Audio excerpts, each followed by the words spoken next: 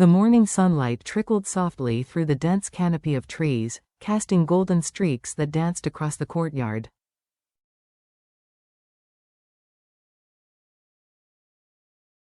A gentle wind carried the mingling aromas of freshly painted wood, dew-soaked soil, and distant tea brewing.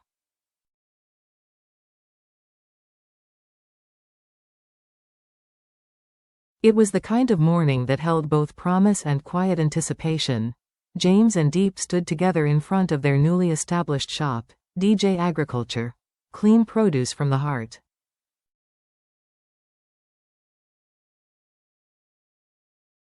The sign, freshly hung, glistened in the early sun. Each letter was a testament to their ambition and tireless effort, a quiet declaration of dreams made tangible.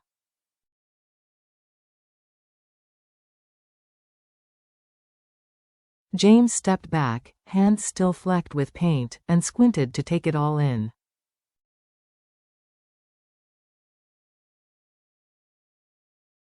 A faint smile crossed his face, an expression that blended pride, relief, and hope.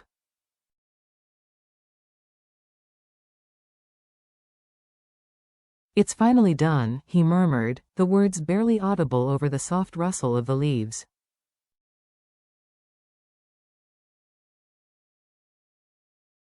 Diep stepped closer, wiping the corners of the sign carefully, her eyes reflecting the morning light like twin pools of joy.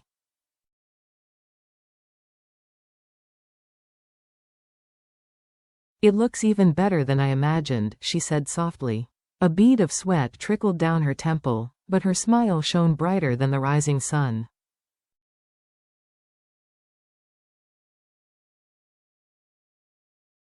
The past few days of preparation, painting, and planning had tested their patience and endurance, but in that moment, every sleepless night felt worth it.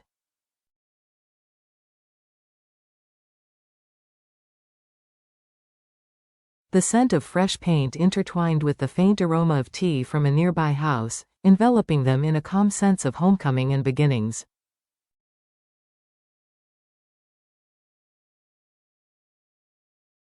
A short walk away, Diep approached the house of the landlord to finalize the lease.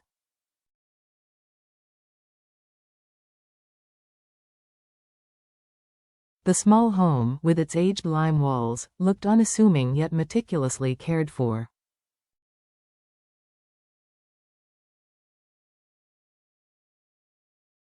The elderly man sat on his porch, a teacup in hand, observing the street with the quiet patience of someone who had seen generations come and go.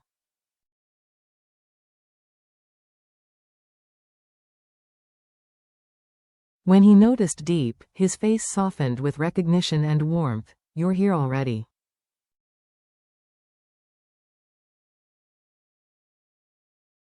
"Come in, have some tea. It's cool this morning," he said gently. Diep accepted, seating herself with careful politeness, hands resting neatly on her knees.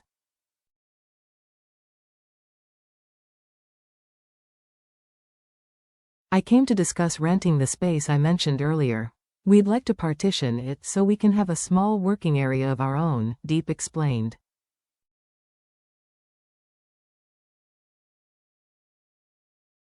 The landlord nodded thoughtfully. "Yes, I remember. We're all from the same village."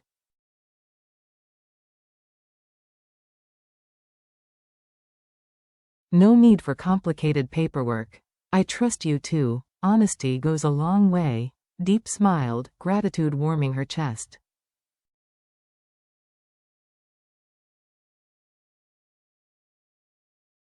"Thank you, Uncle. I'd like to leave a deposit of $5 million first.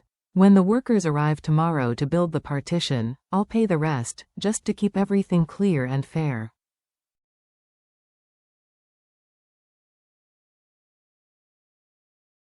The old man chuckled, eyes twinkling. "You're careful, I like that. Let's do it your way."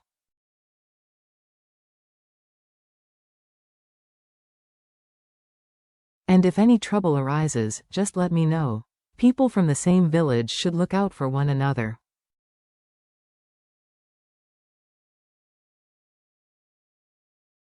Meanwhile, James was busy arranging flower pots near the shop. adjusting the sunshade above the entrance.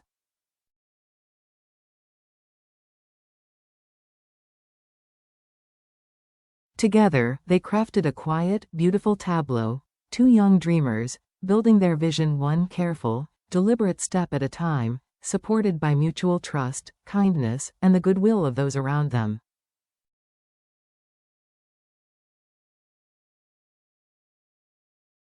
The wind drifted in from the distant fields, carrying with it the earthy scent of freshly turned soil.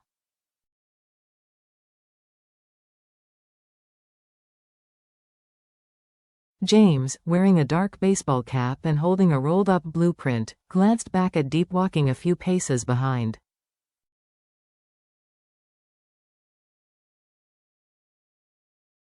"Come on," he said with a smile. "I want to show you the new land we just bought."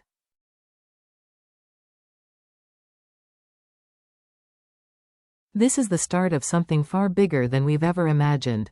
The dirt path wound gently between rows of tall China berry trees, leaves whispering under the soft wind.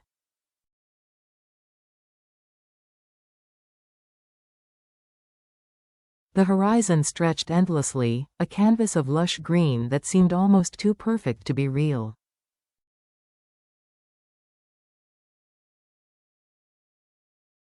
Midway down the road, James stopped and gestured toward rows of pomelo trees, standing tall and proud.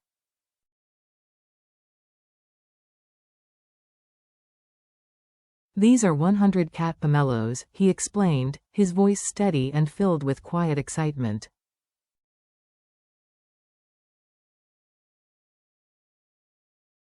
"Easy to grow, but they need careful pruning.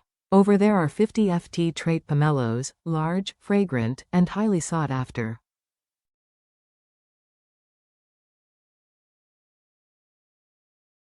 He pointed toward another plot near the pond's edge. "I fertilized them with organic compost 2 weeks ago."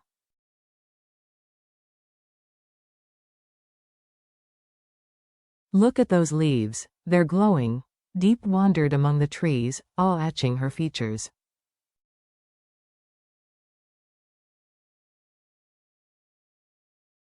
The endless greenery seemed to stretch into eternity, filling her heart with wonder.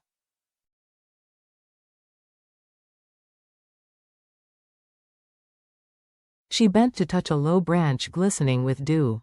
James smiled, producing a small knife, slicing a fruit in half, and offering her a taste.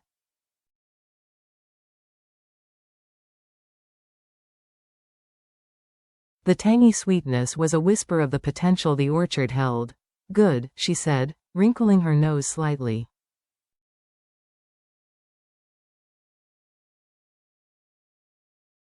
"But not quite ready, right?" James nodded. "Not yet. Another month of sunlight, and the sugar will rise, the flesh firm."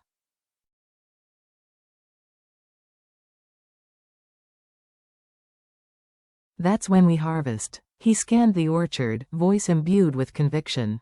"The first batch of pomelos won't be for sale."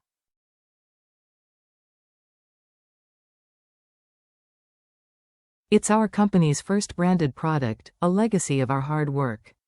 And every part of the fruit will be used, peels for candied fruit, rinds for herbal shampoo."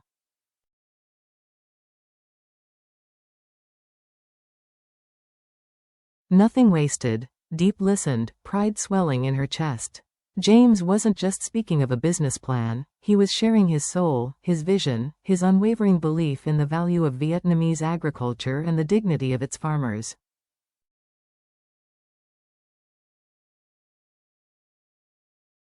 Their walk continued toward a sunlit pineapple field, leaves glinting sharply in the afternoon sun.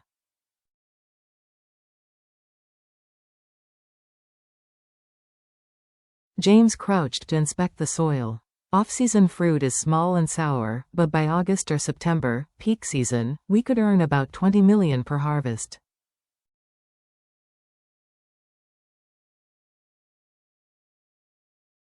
Pineapple jam, juice, or syrup, double the value with the right care. Beyond the canal is the edge of our land.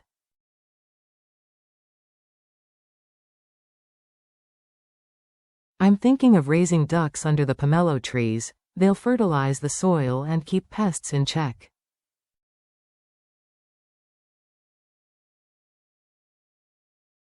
Self-sustaining, nothing wasted. The sun cast long shadows across the orchard as Diep absorbed every word, every detail.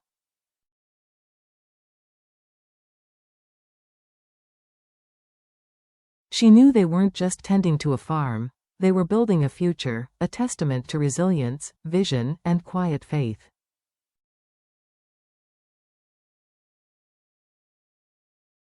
Later, James returned to his father's villa, the imposing gates creaking open. The scent of pomelo leaves lingered as he stepped into the vast courtyard.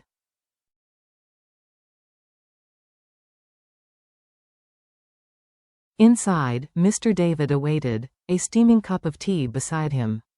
His voice, calm yet commanding, filled the room.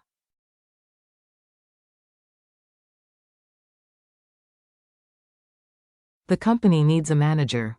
Your brothers are tied up in Singapore. I want you back, he said.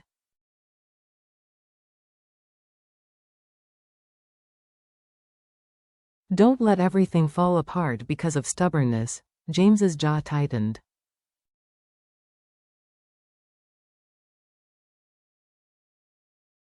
I've chosen a different path. I want to build something of my own, not live off the family business.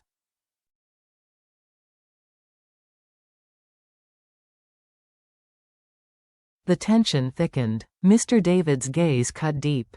You're giving up every opportunity just to grow a few pomelos? Is that really worth it?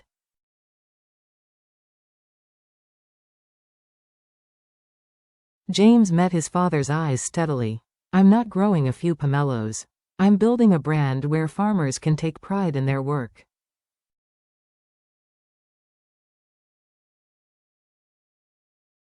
That's my belief. The room fell into heavy silence, the clock ticking steadily. Finally, Mr.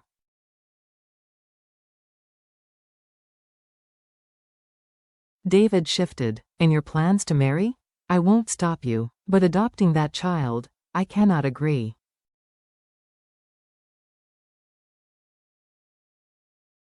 James's resolve hardened. Beanie is innocent. I love her as my own. I will not choose between family and what I believe is right.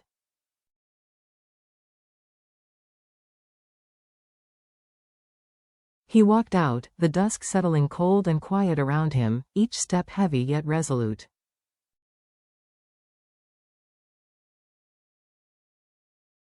Back home, Diep and James's mother prepared a modest dinner. The aroma of simmering pork, ginger, and fried shallots filled the kitchen, mingling with the laughter and chatter of little Nee, who proudly displayed her drawings of a family, a garden, and a blue sky overhead.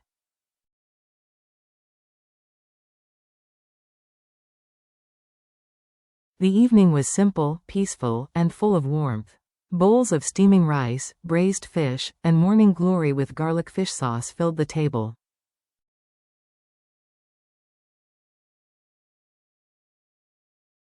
James poured wine into their glasses, toasting to a future built on love, faith, and perseverance.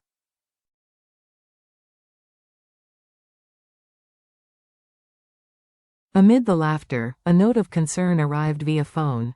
CEO Hong had gone missing during a business trip to a remote region.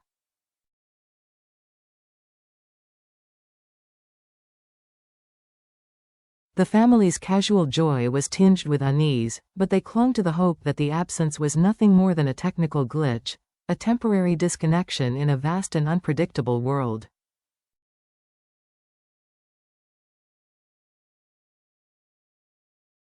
Still, in James's heart, an uneasy premonition had begun to stir.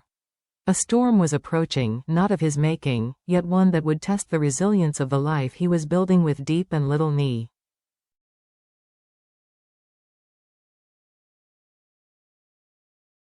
As the night deepened and the golden light from the DJ Agriculture sign reflected off the porch, the promise of tomorrow remained undiminished.